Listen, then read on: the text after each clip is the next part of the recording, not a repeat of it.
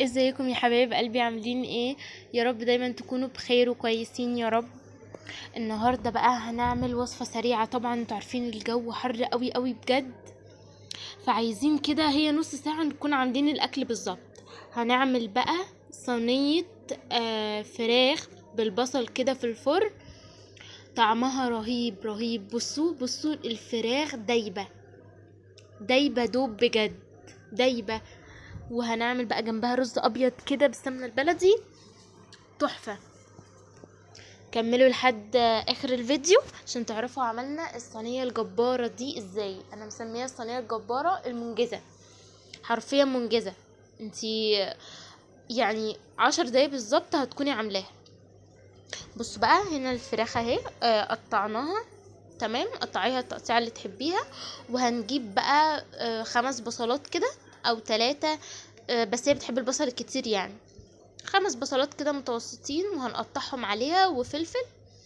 وطبعا هنخلط بقى كل ده في بعضه، ونحط التوابل اللي احنا عايزينها، ونحطها في صينية وشوية زيت. ومش هنحط غير شوية مية كده صغيرين قوي. وهنروح هنحط عليها ورق فويل، وهنحطها في الفرن ساعة كده بقى مع نفسها كده تغلي وتستوي. بعد ما تستوي بقى هنروح مولعين عليها الشواية. عشان تاخد لون كده يكون حلو وكريسبي كده وتحفة، زي ما شفت اول الفيديو. جماعة بتبقى طعمة وجميلة وحلوة قوي قوي. هنا بقى اهو دخلنا بقى في الرز. طبعا انا عملتها وخلصتها وحطيتها في الفرن بقى وعملت الرز وطلعت بره، اتفرجت على التلفزيون وقعدت لي شوية وعملت طبق سلطة كده.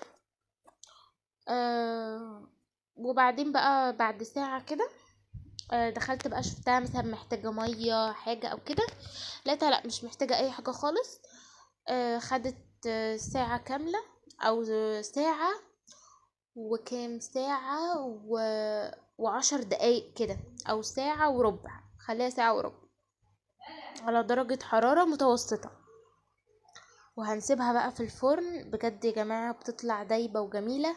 وبعد ما تستوي بقى خالص بنشيل ورق الفويل ده وبنحطها بقى على الشواية، تاخد لون بقى كده جميل وتطلع اهو. بصوا هنا واخدة لون جميل جدا جدا. وعملنا طبعا جنبها اهو الرز الابيض.